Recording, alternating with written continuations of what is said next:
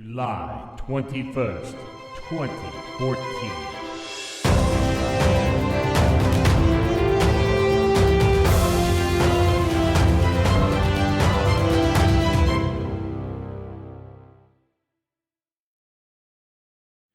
Every Star Trek fan has their favorite movies of the franchise, but everybody dislikes something. Whether you are a critic of the Kelvin timeline movies or you think that Stuart Baird should never be allowed near a Star Trek movie ever again, everybody dislikes something. Join us as we discuss our least favorite movies. This is Treknicity.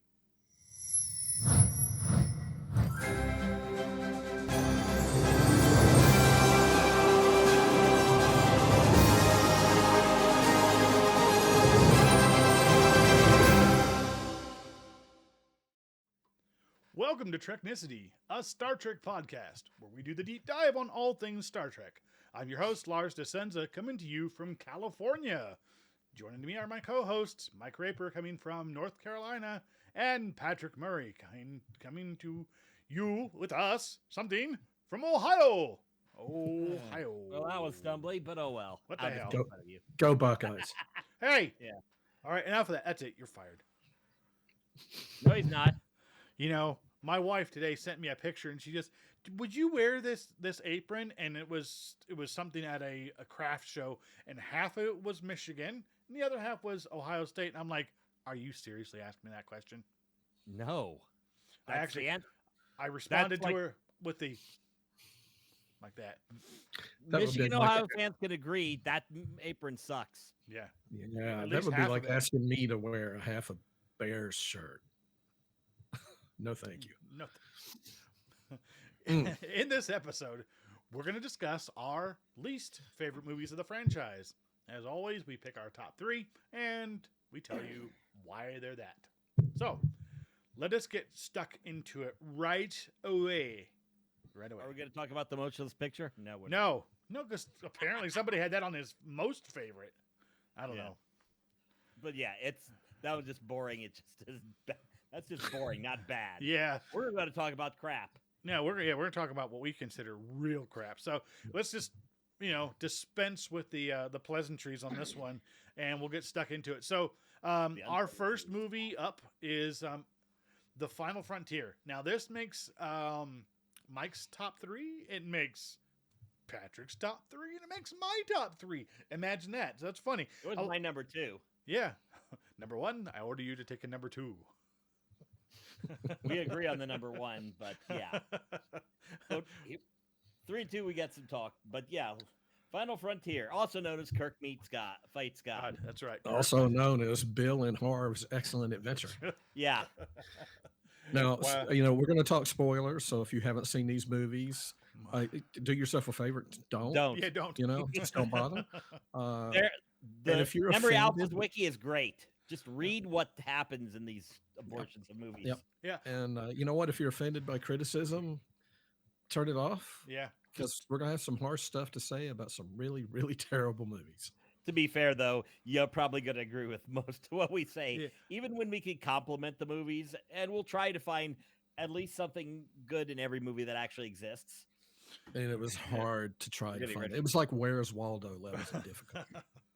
Well, I will say I could start with some good things. I mean, there are some good visual moments. Some of the jokes were kind of good. Sure, they took Nichelle Nichols and had her singing a bit, and then they replaced her voice with somebody else. I know. What's all that about? Like, why? She was Nichelle Nichols. She's a fabulous singer. It was the fan dance. That's right, man. Come on. The fan dance was awesome. Yeah. Everybody enjoyed the fan dance. Okay, so there's something good about the movie.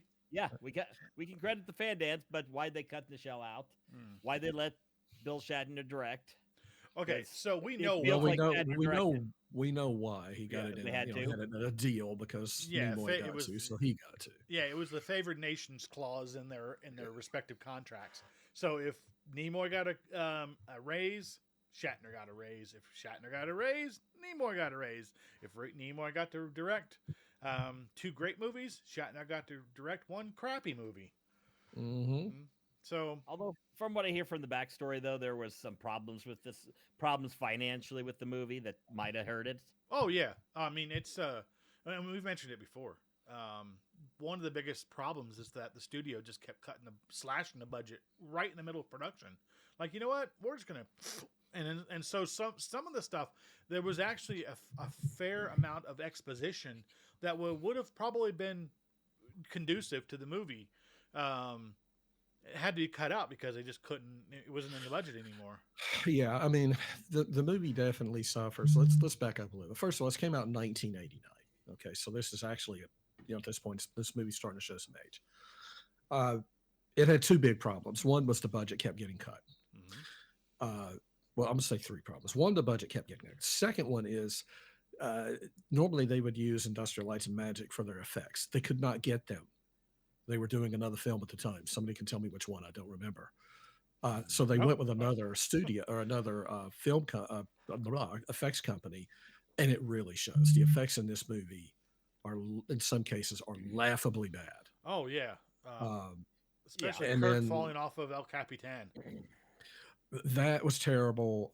Even like there's a bit in where the Klingons shoot a satellite.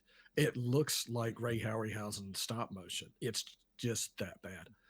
Mm-hmm. But the third thing is, honestly, you let William Shatner write a movie, and it shows. It is so disjointed. It makes no sense. It makes Kirk seem to be the biggest hero and the biggest douche at the same time. Yeah, well, that's because it's Shatner. Wait a minute. And it introduces a lot of inconsistencies with Spock has a brother. Where has this been for the past 30 years? Exactly. I think Star Trek finally learned their lesson. Why do you keep adding siblings, Michael Burnham? Yeah. On the plus side, Cybok will come back in Strange New Worlds more than likely. Looks that way, yes. And so be better maybe they can redeem this like Star Wars: The Clone Wars kind of redeemed the prequel trilogy a little bit. It did help.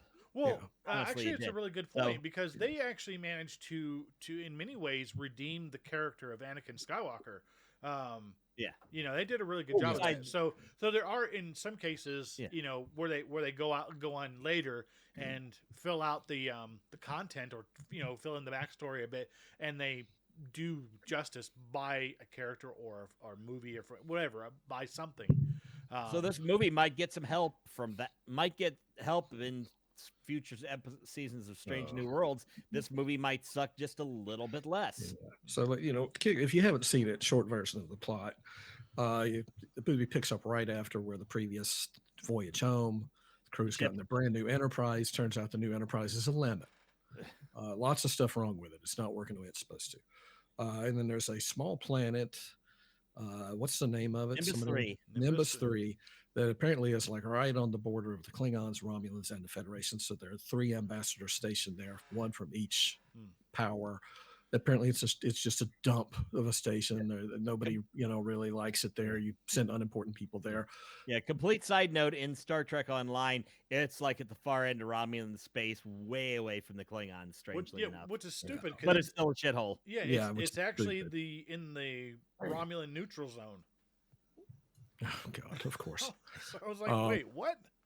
I think they just need a place to stick it. They didn't really care because it's from Star Trek V. Exactly. So, you're lucky. Be lucky it made it on the map at all.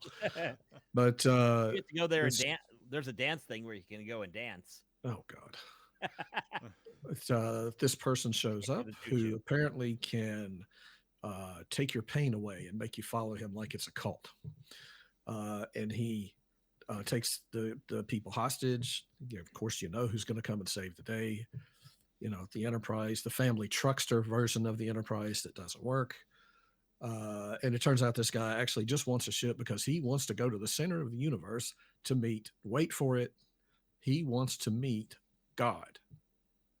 Yeah. I'm serious. This is what this movie is about. See, some of you right now are saying, you're wondering, why are you telling me this? I have to tell you this. Otherwise, you won't believe it's an actual thing. So we have to tell you this really happens or you won't believe us. Yeah, because there's always a chance somebody will not watch this movie. So you lied or won't remember it.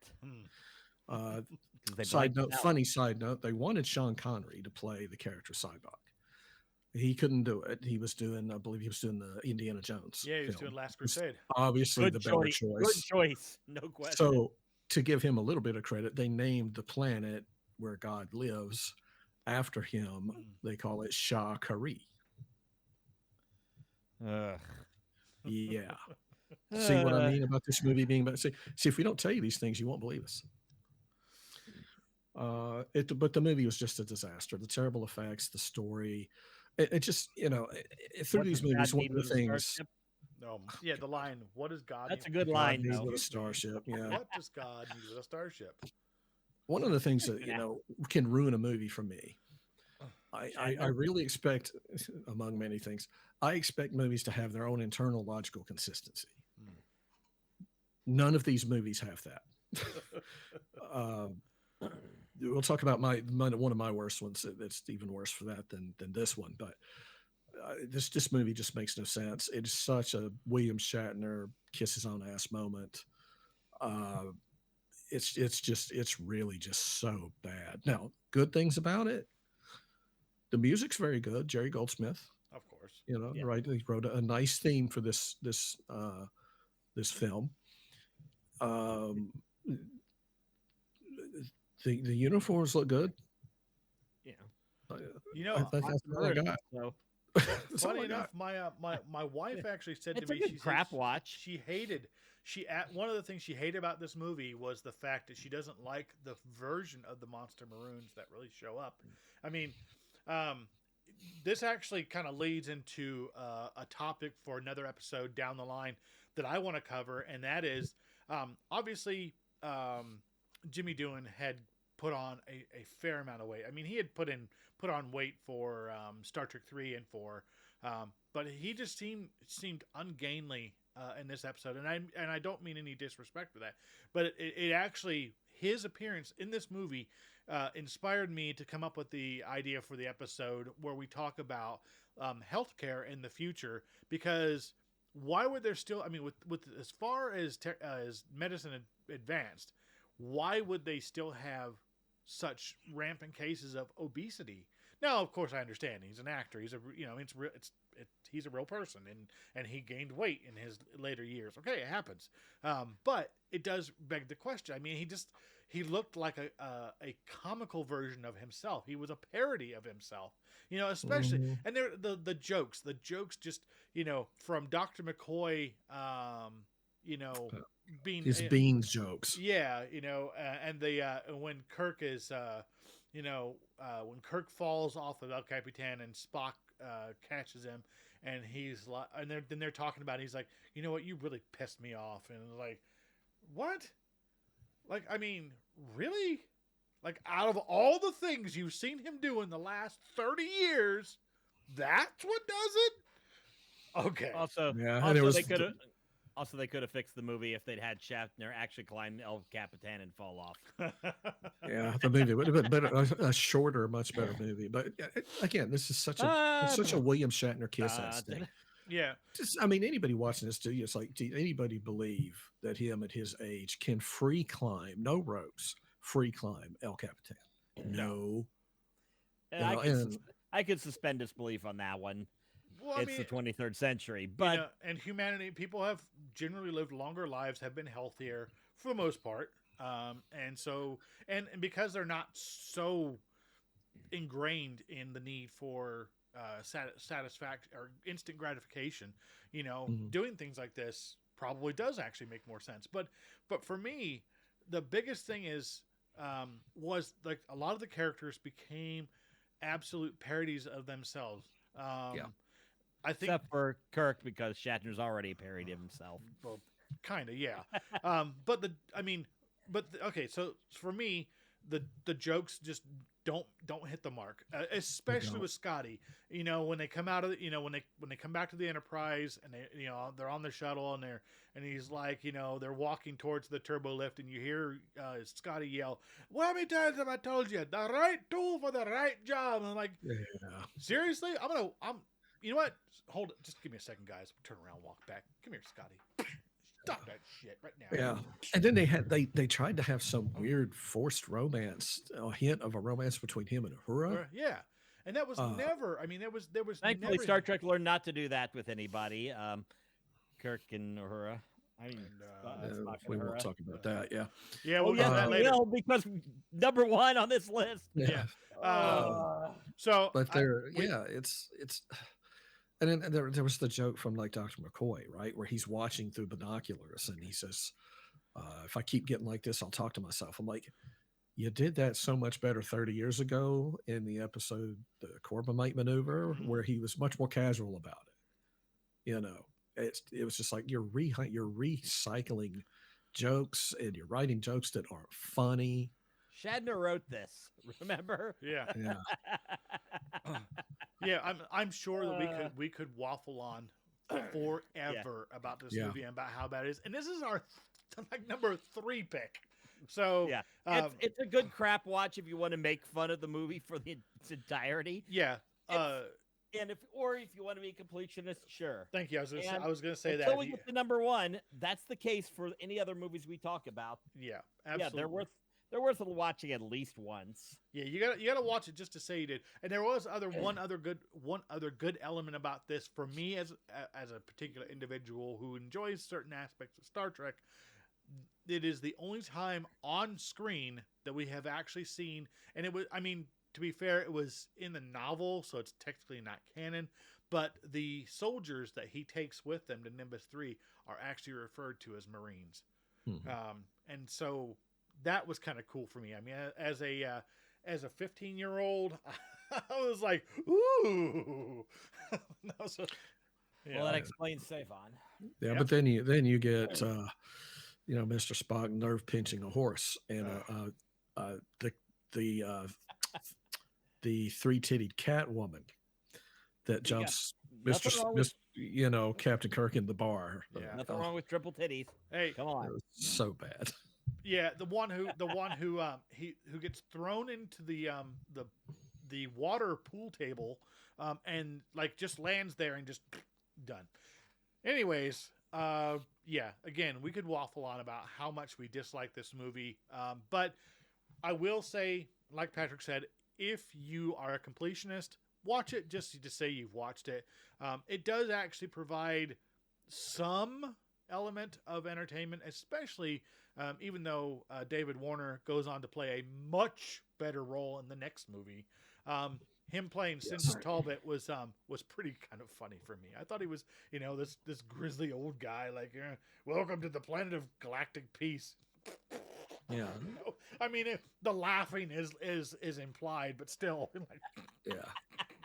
He did what he could with what he had. Yeah, exactly. Which Fair wasn't much. It wasn't much. So speaking of Speaking of not much, let's go ahead and let's move on to. We're gonna go to Mike's number 2 pick because for Final Frontier was Patrick's number 2 pick. Final Frontier was mine and Mike's 3rd spot. So we're gonna go to his number 2, and I'll just go ahead and poof. Oh no! Wrong movie. Wrong movie. Oh no! Dumbassness. I can't remember. Yeah. Hey, you know what? Talk about it while it's there. All right. Well, Okay. Let's You talk. did not make your list. This is Lars's number 2 and my 2. number 3. I actually probably should flip those around personally, but maybe. Then yours and my list would be the same again for most favorite and least favorite. This is numbassness. I mean, Star Trek Nemesis, the TNG movie that killed TNG movies, and that was after Insurrection. Yeah. Well, and actually, Insurrection's not the worst. So, the basic plot of this movie is, it starts off on Romulus. The Romulan Senate are having a powwow. Somebody comes in, tries to convince them to accept this guy named Shenzon as a new Praetor. And they're like, no. Dude's a Reman. No way, no how, no chance. Those guys are second-class citizens. No way. No way, no how. So they leave, and this thing comes out, and they all melt. So the Enterprise gets gets called to Romulus to go talk to them, and because they've been invited by the new Praetor, Shinzo, who Shit's on. yeah. So when they get there, it's quite obvious that Captain Picard notes that this guy is a clone of him, a much younger clone of him. Played by Tom Hardy. Yeah. Now, it is worth noting that the criticism that Tom Hardy got for this role led him to have a very severe drinking problem, and it nearly ended his career. That should tell you how bad this movie is. I mean, Tom Hardy's a pretty awesome actor, but let's be honest, he's given shite. yeah, I mean, he's in this movie. The background on this is that most people who know the TNG movies know that, of course, First Contact was the best. And that was directed by Jonathan Frakes. He even got the nickname Two Takes Frakes because he was able to get the shots they needed pretty much within 2 takes. And that being said, he had obviously had issues with Insurrection, and it didn't do nearly as well as First Contact. So when they went to do the next movie, they decided they weren't going to let Frakes have another chance at directing a movie. They gave this to Stuart Baird, and we know how bad this turned out. I mean, Frakes, even with Insurrection, quick sidebar on that, Insurrection is basically a TV episode that was stretched into a movie. Yeah. We know that doesn't work because Star Trek The Motion Picture exists. Pretty much. Well, the weird thing is Stuart Baird, he got it. He was pretty much known as being an editor, and he's got some big credits to his name. This guy, he was an editor on Superman, right? He's got some credits to his name. So, well, you may be able to be an editor, but you sure can't direct, man. No, you cannot. And the same with the writing. You had the usual kind of group of different writers that make the movie. So Roddenberry, of course, gets credit. Rick Berman, that's got his hand in it. Brent Spiner had to take part of it. But one of the main writers, a guy named John Logan, he wrote or was a writer on some really great movies as well, including Gladiator. So I'm like, you got some people with great pedigrees in here. So why did this movie turn to complete crap? And I don't know, but I got to have a feeling it's Rick Berman and Brent Spiner, because I'm like, neither one of you two can write. Well, and the funny thing is that much like Leonard Nimoy, Brent Spiner felt like he was getting too old to play Data, and obviously Data doesn't age, so it's hard to make somebody look younger. I mean, de-aging process at that point wasn't as sophisticated as it is now. So he was like, what? I'm gonna nope out. Completely gotten rid of the uncanny valley. Yeah, I'm gonna nope out while I got a chance. So if I'm doing this movie, Data's dying. Spoiler. And that was actually a decent scene in the movie. I mean, Data's death. Like, this movie does have its good points. Like, Data's death was done well.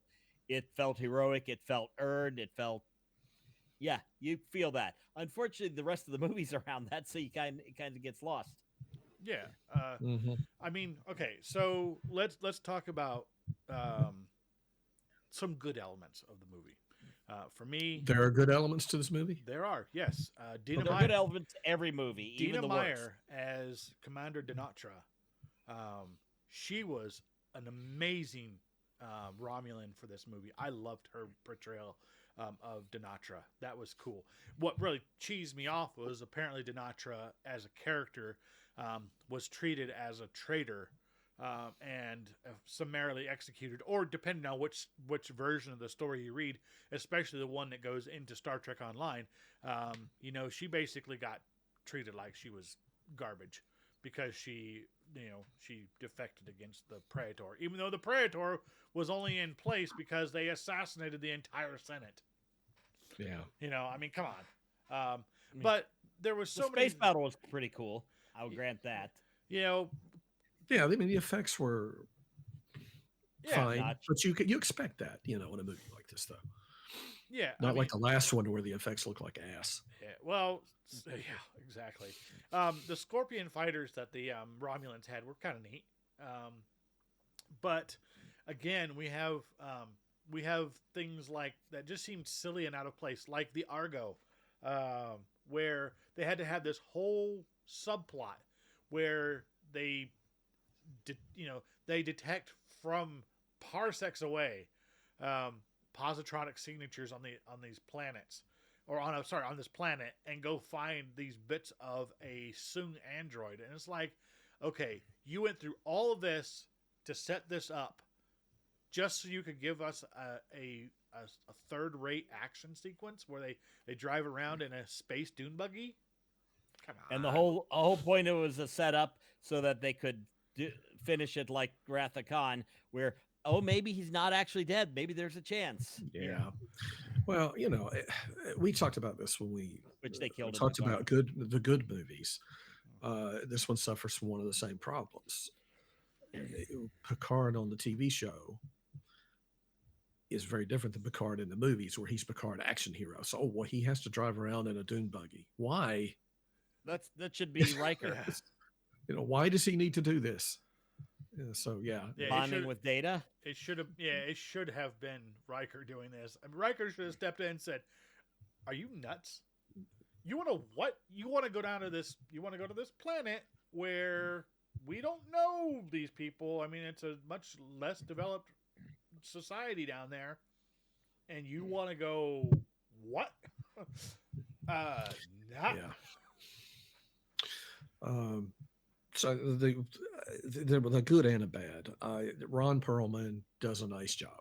Yep. He's Ron Perlman. He does a nice job there. The fact that they made Remans look like damn vampires, though. Oh yeah, like Nosferatu.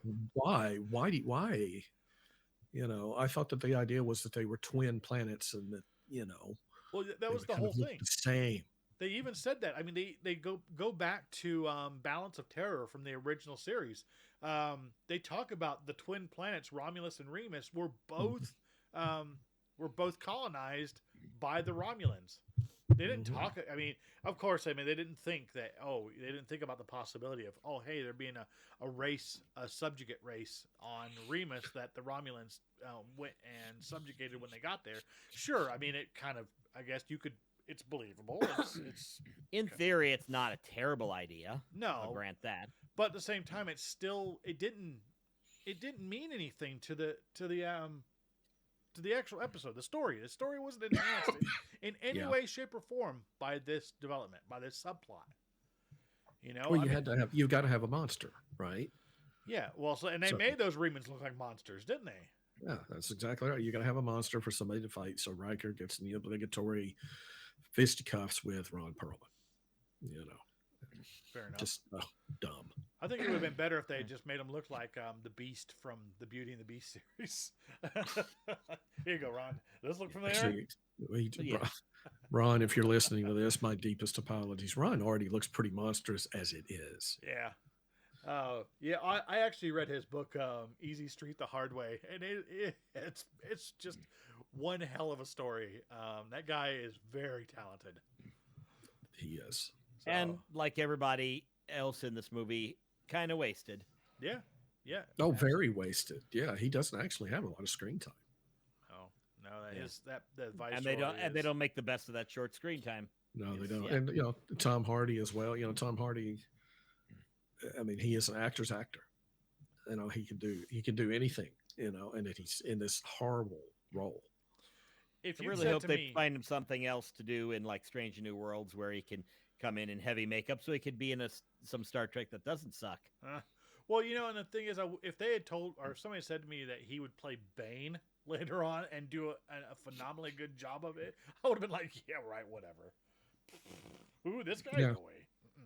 Yeah, exactly. So, but again, I mean, that's it is, of course, it just didn't feel organic to me. It really felt like they just forced so many things. You really had to cherry pick the good things out of it. It does feel, Patrick's point, it feels like it was an episode. It started as an episode, and you had multiple writers and people saying, let's add this, let's add add this, let's Yeah. add this, until Yeah. it's this kind of weird bloated, just Yeah. this just mess that's not. Yeah. Uh, It's ugh. yeah. My point more was that was Insurrection. It was really more of a TV episode stretched into a movie, like Star Trek: The Motionless Picture. Mm. And yeah, this one is more. We have all these ideas we've got to shove in here. We got this plot, but we want to put all this extra. We got to put this in. Oh, we got to put this. Oh, we got to have a big battle because we haven't really given the Enterprise E a good battle, a nice big battle to chew on. Even though they had a battle and a cool joystick in Insurrection. And here they had. You can tell Frakes was directing that one. Yeah, in this one they had Picard sending Troy a text message, like, okay, the woman who crashed the D, you want to let her fly the E? We're gonna rip on her for that one, of course. Like what? Yeah. Now on my list, I'm going to make one point. This was number 3 on my list instead of Star Trek V. Star Trek V, I think might have been the worst movie, but Nemesis really ruined Star Trek Next Generation movies for me. Whereas Final Frontier is just speed bump till we get to Star Trek VI, which was on my best movies list. Yeah, I mean, the thing is that this was more forgettable. Nemesis is widely considered the death knell for the Star Trek movie franchise. In fact, they had decided that's how we got Abrams. Yeah, this is exactly how we got the Kelvin timeline movies because of how bad this movie did. So that should tell you something. That being said, let's go ahead and let's move on to. I think I've got the right slide now. So let me go ahead. We're going to go to Mike's number 2 pick, which was this movie. Star Trek Generations.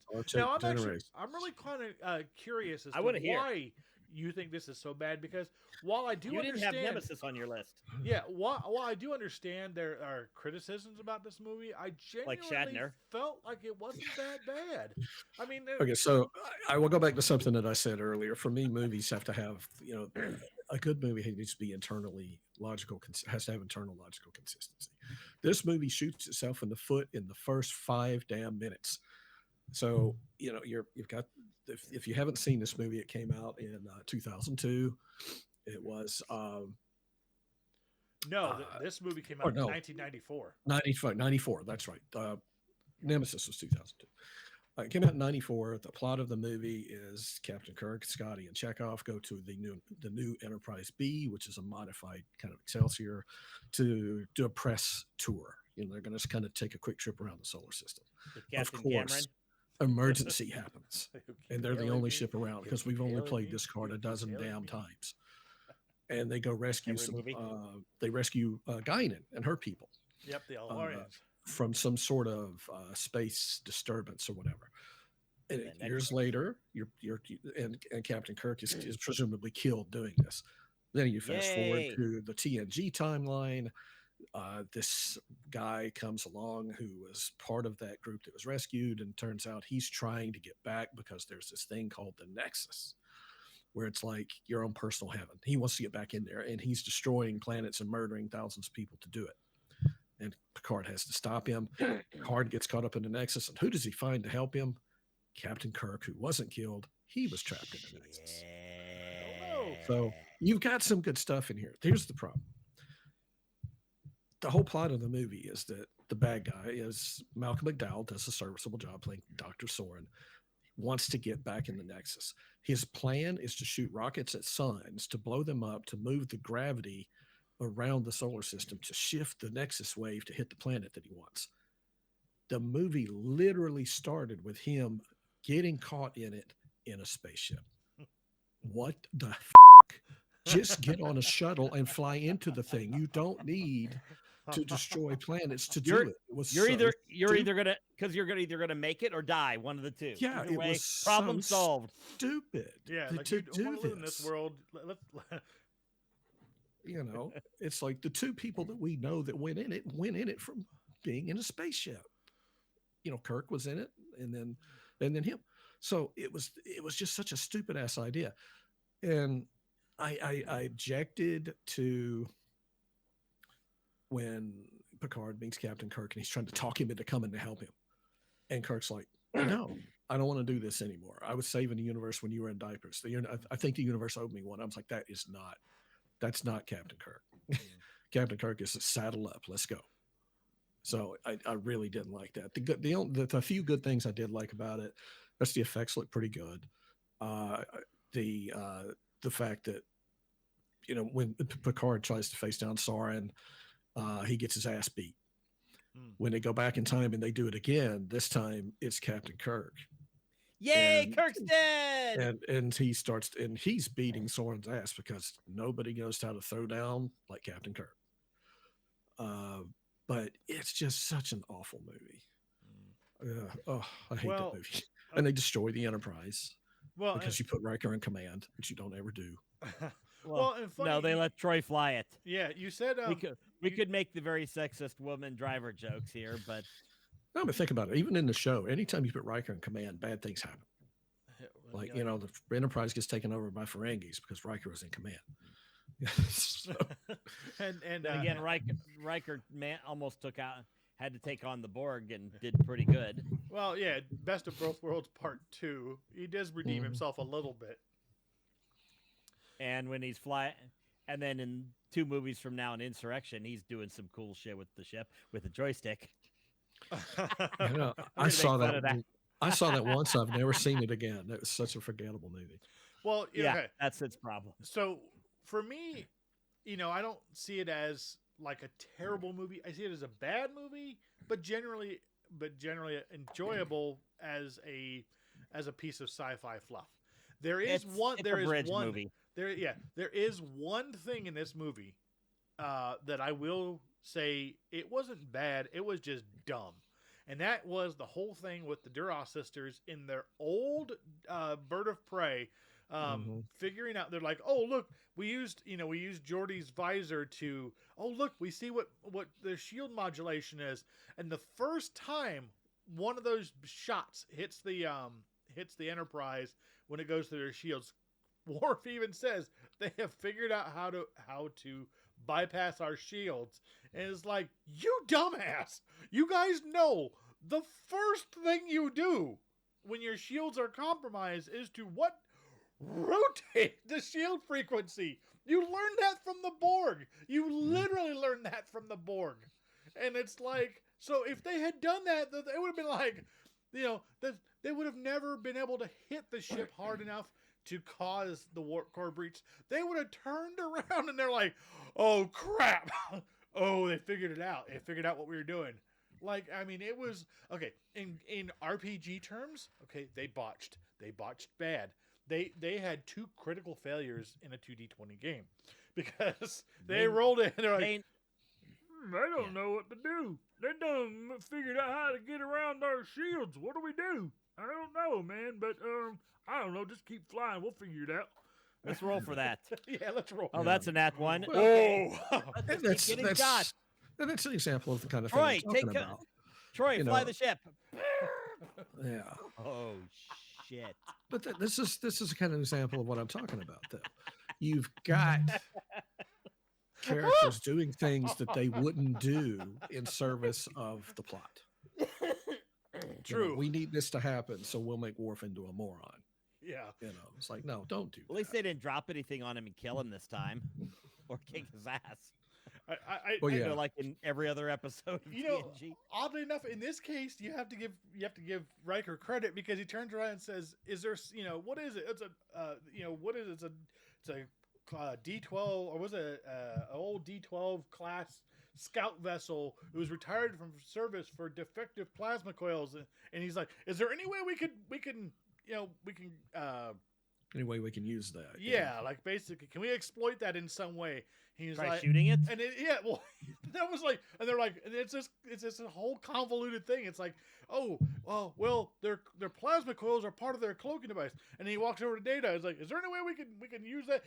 Yes, if we let off a high plasma charge, we can trigger their cloaking device and it'll make them vulnerable. Yes, I can do that. And then of course he does the Star Trek thing and walks all the way across the bridge and pulls off the panel to do it. It's like, if you can't figure out how to do that with software, we have a problem. The dude had to hotwire their systems to do a very simple thing that he knew about. And then suddenly they're like, "Oh, we're cloaking! Oh no! Oh, it's like." And then we cut to the explosion of the bird of prey that's been used 30 times before already. Yeah. Yep, they recycled directly from. To be fair Star on Trek this, 6. though, they were trying.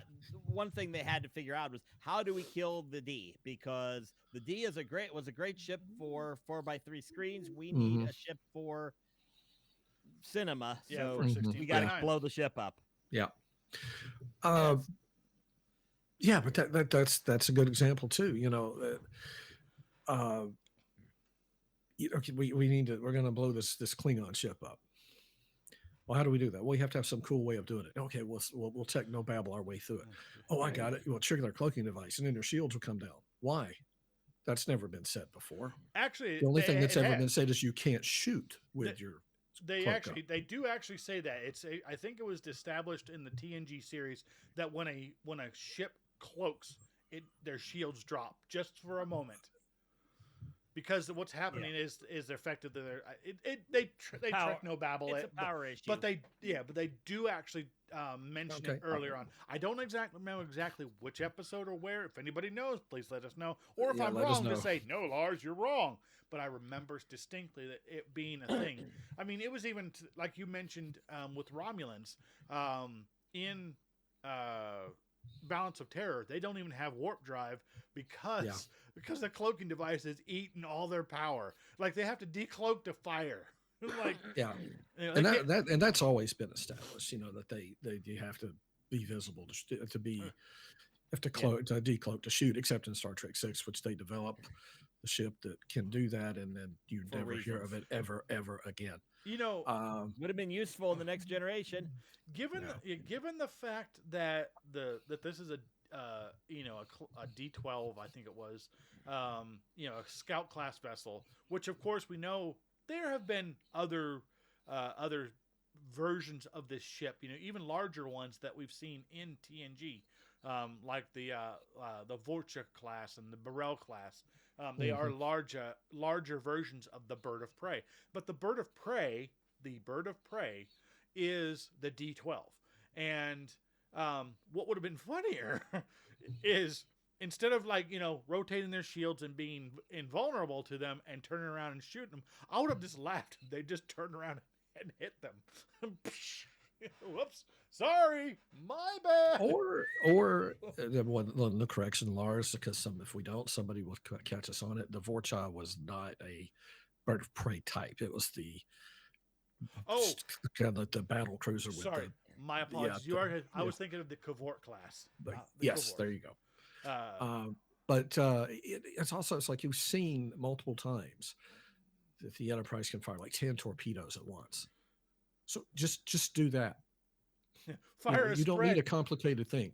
Just do that. Unload on them. So they have to have this big high tension dramatic moment where he's like, of course, dun dun dun dun dun dun dun dun, and then it cuts to a close up of Riker, fire, and then you see the single torpedo fire out the aft, and they're like, oh no, whatever will we do? Ah! It's like stock footage, boom. Yes. But even that, it would be funnier if like Kermit the Frog. But like if you, again, and I know that there's been a time difference, but if you go back to the third movie, Star Trek 3, they do this exact same thing, right? Kirk shoots at the bird of prey that they detect as it's uncloaking, as it's decloaking. They hit it twice and really don't do too much to it. But in this movie, they hit it once and boom, it's just annihilated. So I think we can assume that torpedoes got stronger, sure, but still, it was such a stupid. Like I said, this is one of these things where it's being driven by the plot, and if it means we have to make characters do stupid things, we'll do it, and I hate that. So what I get why. So I get why it's on your list then. Yeah, I guess maybe we could just, instead of calling it Star Trek Generations, we could just refer to it as the awesome dumb Star Trek movie. Yeah, well, if I think the guys at what's it called? Honest Trailers said about Pacific Rim. Is this the dumbest, awesome movie ever? Or is the most awesome dumb movie ever? Either To way. be fair, that movie was the awesome dumb robot movie. It was It really fun. was. It was. So awesome. So dumb. Yeah. Well, But yeah, so this was my number 2. So I think I think appropriately so, because number 1 was, and this should become as no surprise for any real Star Trek fan, a real, Anybody whose first Star Trek experience was not the Abrams Trek movie. anybody with a functional brain. And as you're switching to the slide, let me just do an entire sidebar on the Kelvin timeline. The first movie was crap, Yes. Yep. but It was. it was J.J. Abrams rebooting the entire franchise. How do we get these characters here? And it has all the stupid J.J. excess and Apple Store with extra lens flare look. Lens that you flares, expect yes. from J.J. Abrams. But And don't you forget, could kind of grit through the movie because at least we could get to a better movie in the future. The movie that I'm about to put up, the last movie was the best of the 3 because J.J. Abrams didn't direct it. They did a passable job of killing the Enterprise like they did in Star Trek 3. yeah. And it was probably the best of the movies. Unfortunately, we have to talk about the movie that I refuse to acknowledge that even exists. It being this one. Star Trek into bullshit. It's bad fan fiction. It is. Okay, so just so Lars can get the bleep out, this movie. That's 3 in this episode alone, because Mike broke the F-bomb earlier. Yeah, he already broke it, but I told Sorry. you I was going to have to say it because this movie is okay. One other sidebar, real quick, on this movie. The first time I saw this was in the theater. I enjoyed watching the ride and all the explosions. Rolled my eyes at the con moment and all the other stuff, and it's like, okay, that was okay. I didn't think something didn't feel right. I watched the second time when I wasn't in the theater and I didn't get caught up in the theater rush. I will never watch this movie ever again. This is essentially take Star Trek II, The Wrath of Khan, throw it in a blender, throw all of JJ bullshit in a blender, take 8 actual shit in the blender, and then blend it and throw it on the screen. That's what this movie is. That is literally it. Yeah. Do And you guys? it really suffers in a big way because, when Star Trek 2 came out, it was referencing an episode of the television show. So you knew who these characters were. This doesn't have that. Right. All it's doing is playing on, you saw this Referencing movie. Star Trek 2. Yeah, we're referencing the movie that we're remaking, but nobody in this universe should know anything about who this person is. It was, We would bring Nimoy in to say, oh, yeah, Khan's a bad guy. He's a bad guy. I'm sorry. Such correction. that bad Khan guy. Don't you Khan deal with him. is a bad guy. Yeah. And I will use air quotes every time we talk about Khan Yes, in this that's- movie. Well, especially, because JJ swore up and down. People kept asking, is Benedict Cumberbatch, is he Khan? No, he's not Khan. Absolutely not. Of course He's not. No, he's John Harrison. He's not. Yeah, of course he's not, It's like, oh, come on, man. Mystery box bullshit. Worst Star Trek secret ever. And it was the terrible reveal, Yeah. If the reveal is so bad, you could almost hear. As a matter of fact, I think Critical Drinker did this. It's like when he played the little reveal, you can hear the crickets. It's like nobody cares. Nobody knows who you are, man. Yeah, it's fun. Yeah, it's so funny because we talked about this off air or off offline, Yeah. if you like. The fact We is talked that about it again. what was it? How it should have ended. Did a beautiful version of this. The whole reveal. My name is dun, dun, dun, Khan. Yep, I'm Kurt. This is Spock, my friend Spock and McCoy. No, I don't think you heard me right. I said my name is dun dun dun Khan. Okay, is this guy? There's something wrong with the guy? Just gas him. Yeah. I will put the link to that video in the description for this. I was actually going to drop it in, but I didn't want to really cheese off the guys by putting their stuff in our stuff. But I'll link it. I mean, I'm sure they've. Yeah, it's well worth watching if you've unfortunately watched this piece of absolute shite. Yeah, and it's actually much better than the movie. Yeah. You're right. Actually, the cartoon. You talked about taking Star Trek 2 and putting it in a blender and putting all the Abrams stuff in a blender. What reminded me when you said that? What reminded me of what you were talking about is, do you guys remember from the early 2000s when Flash animations were all the rage? And there was this. There was this one. There was like an interactive one where you would have a blender and you put a frog in it. And you'd hit the blend button multiple times until eventually it just basically blended into goo. And I'm like, that's this movie. with shit. Well, it was so the movie itself, the writing of it is just a mess. So if you haven't seen it, don't bother. Friends don't let friends drive drunk. Friends don't let friends watch Star Trek Into Darkness because this movie doesn't exist. It doesn't exist. It's bad fan fiction. No, but it starts out with typical JJ. Let's do cool stuff. Yeah, we're gonna have the Enterprise underwater. Yeah, because it looks cool coming out of water. And Captain Kirk is on a first contact or on a mission, and he's stealing like religious artifacts from people. Like, why? And they're chasing him. Like, why? Why are you doing this? It's like this is not Captain Kirk. And he gets busted for it. Yeah, while they're trying to solve a problem with volcano. Yeah, they're trying to keep a volcano from blowing up. And it's a first contact disaster in the end. Yeah, and he gets busted for this. They say, okay, you can't be captain anymore. You're going back to school. Yeah, I'm not joking. After the last movie where you were in trouble and hadn't graduated, and we made you captain by the end of the movie. Exactly. So now we're going to make you go back to school.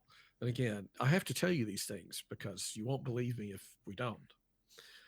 So he goes back to school, and immediately, they have a meeting of all the Starfleet captains about a problem with the Klingons, and he's called right back in there. So, okay, so you weren't captain for like what, 2 minutes?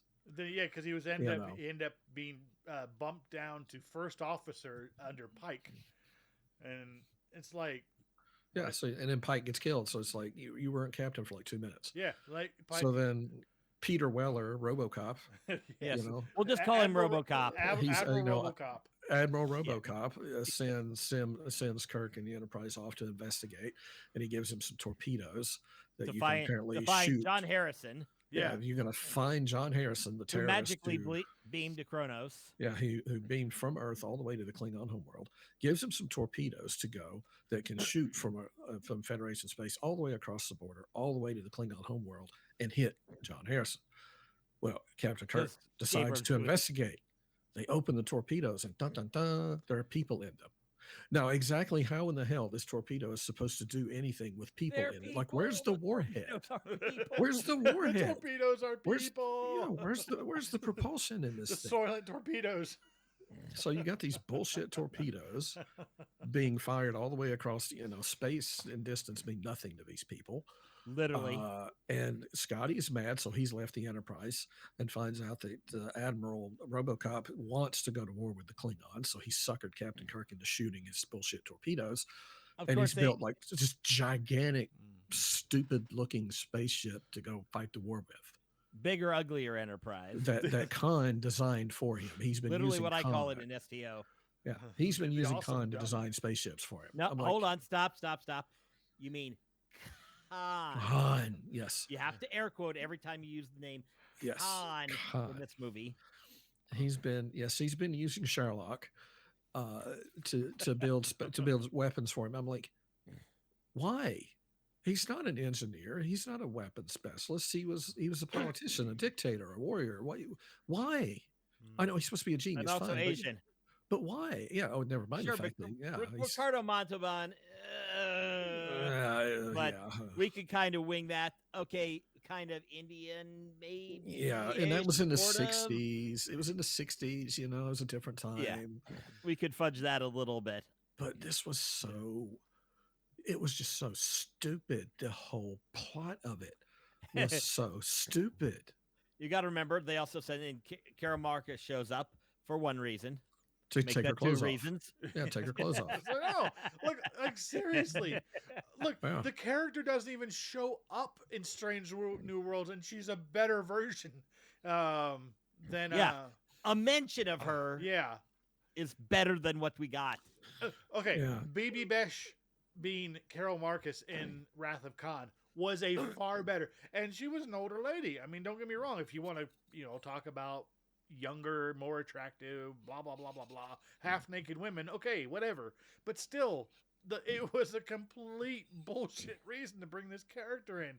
Well, they made her. She was a weapons specialist. I'm like, when did that happen? Any pair of Yeah, that's it's literally it. Yeah.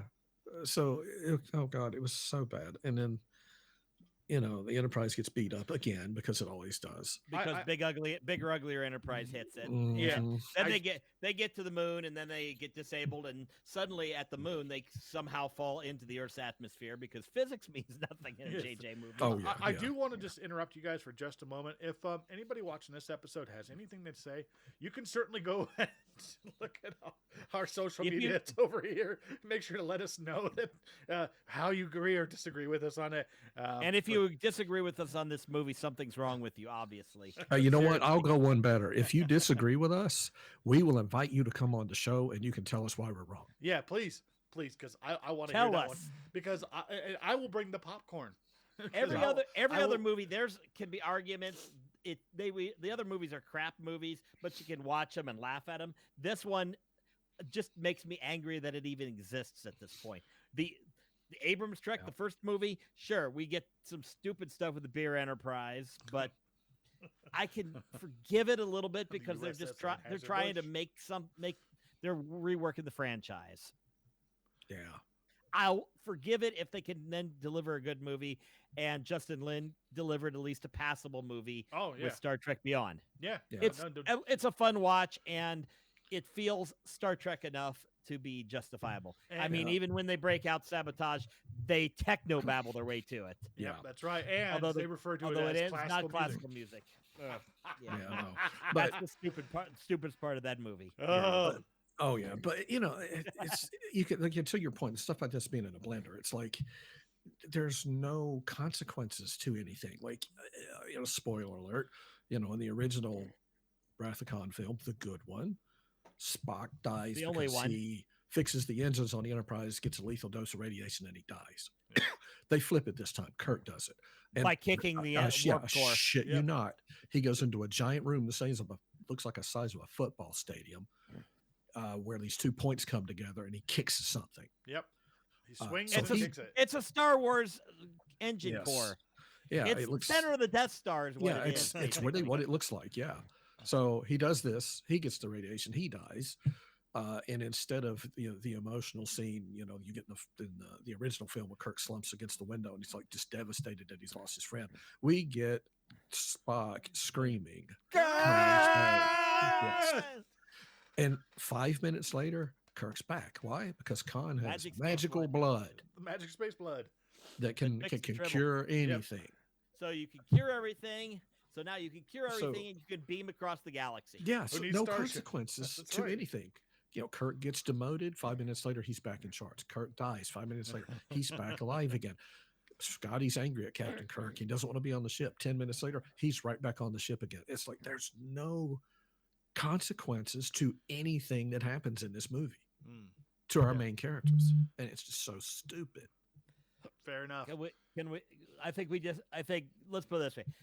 If it's choice between watching this movie and watching Final Frontier, Generations, and Nemesis in whatever order I just named it, watching those other three movies on repeat for 24 hours, I take the repeat of the three other crap movies. I would be more inclined to watch the other three movies out of order, like as in chopping up the movies and just mixing the scenes up from different movies. It would still be better.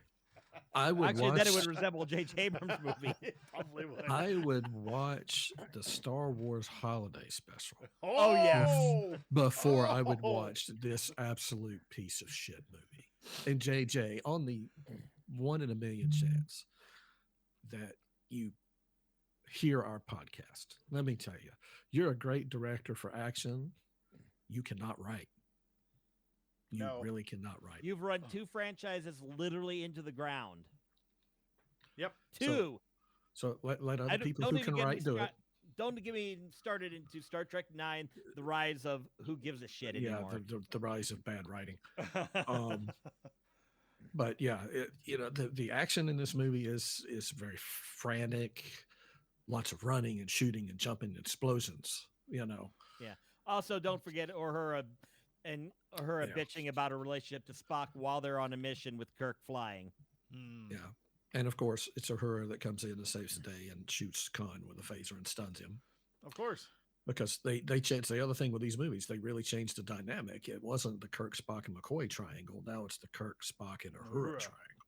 Which doesn't make any sense. I mean, and we had great casting. I mean, Carl Urban as McCoy is spectacular. Yeah, and I he mean, gets nothing in this movie. Oh yeah, I mean, I remember even seeing I've seen it multiple times. Leonard Nimoy actually on the set of the first movie broke out into tears because Carl Urban did such a good job of portraying Leonard McCoy that he said it made him miss his friends so much at that point because he had done such a good job of portraying. And I agree, and it's not just because Carl Urban is a Kiwi. He just does, like, every role he steps into. He Tom Hanks the shit out of that role. Yeah, there's a meme going around that shows a picture of him as Eomer from Lord of the Rings, Judge Dredd, Dr. McCoy, and Billy Butcher, the character he plays in the Thor movie. Oh, yeah. And they're like, you never believe that the same guy played all 4 of these roles. And lest we forget, he plays Billy Butcher in The Boys. That's true. Good even in bad movies, he is good. And what can we find that's technically good about this movie? Effects, I'll agree, are good. Casting is pretty much good, except for the Khan. And even then, Cumberbatch tried to do the best he could with what he was given.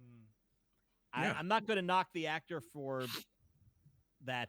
It was a miscast, but he did as well as he could. Yeah, he's a fabulous actor. He's one of my favorites. If you've not watched the Hobbit movies, if nothing else, watch the second part where he plays the dragon Smaug. Oh yeah, it's amazing. It's amazing. He does such a great job. Down. Yeah, he's great. Despite the writing that stretches a 300-page book into 3 movie epic. Yeah. So I said, just watch that part of the second half of the second movie. But yeah, he's a great writer. But he just didn't fit for the character. One of the rumors that was going around about this film, and I think this actually would have made so much more sense, was that the bad guy was going to be Gary Mitchell. Oh, well, that would be okay. And it fit because the Into Darkness, his character gets that could have been cool. Superpowers, and he gets darker and darker as a person. Yeah. He's the one in the episode that mentions that he tried to hook Kirk up with quote unquote the little blonde lab technician, who everybody's just kind of decided that's Carol Marcus. So that would have been cool, right? We could do that. That kind of would have made more sense. But no, this is J.J. Abrams. Yeah. We got to throw a movie, put it into a blender. He couldn't do anything with Star Trek: The Motionless Picture because that was a boring ass movie. Could you imagine what he would have done? He just had to make up his own shit. Take a boring ass movie and made it into a bad boring ass movie. Yeah, well, he made his own bad movie. But we know the second movie he blendered Star Trek to the Wrath of Khan. Star Trek 3, he had to blow up the Enterprise. Thankfully, he didn't try to straight up duplicate that because he ruined the whole point of that movie by making it Kirk and resurrecting with magic space blood. I just wondered what he would have done with the whales. He probably would have nuked them. No, it would have been like he would have blended Moby Dick in it. One of the whales would have been like attacking people or something. I don't know. Yeah. Oh no, Kirk would have come back. We'd have gotten Picard come back from the past to pile onto the whale. That's it. Yeah. Probably. But this movie also suffered from. Patrick, you've talked about it. It's what I call things we know. We got to have a bad guy. We'll put in Khan because everybody knows Khan. Let's put in Tribbles because everybody knows those. We're going to put in Klingons because everybody knows those. They have nothing to do with the movie, but people know who they are. But yeah, that's another thing. J.J. Abrams did not have the stupidest looking Klingons. Did not. because Discovery. Yeah. Yeah. Man. J.J. Abrams got Klingons more right than Discovery did. Okay, that's a good thing, and that's one of the few, one of the very And I'll few credit things. and I'll credit where credit's due. Discovery too realized this mistake, started giving him hair, and started putting regular Klingons in. True. Yeah. So, But yeah, so that's our three really, the movies that we dislike. Pretty obvious. We all agreed on which one is the worst. agreed. Yeah. Yeah. So now that we've shared our least favorite movies with you guys, let us know. Did we get it right, or is there more to discuss about it? All right. Not on this last one. I will say thank you very much for joining us here on Treknicity, where we do the deep dive on all things in the Star Trek multiverse. I'm your host, Lars DeSenza, and with me are my co-hosts, Patrick Murray and Mike Raper. So, be sure to like and subscribe to our YouTube channel at Treknicity.com, and as well as visiting all of our socials listed right over there. See, I can point the right way. I have to practice that. Anyways. I gotcha. And you can find us on your favorite podcasting service, such as Spotify, Apple Podcast, iHeartRadio, and Amazon Music. If you have ideas for future episode subjects, please feel free to email us at show@treknicity.com or DM us on all of our social Unless you media. want us to talk more about Star Trek and into bullshit. We're not talking about that anymore, ever again. Exactly. Unless you want to come on and tell us why you're wrong, email us at show@treknicity.com. Tell us you'd like to come on. We'll do it. Yeah, or jump on our Discord channel, Discord server, and you can tell us there too. So, thank you very much for watching, and as always, here on Treknicity, rock out with your Spock out, and we'll see you next time.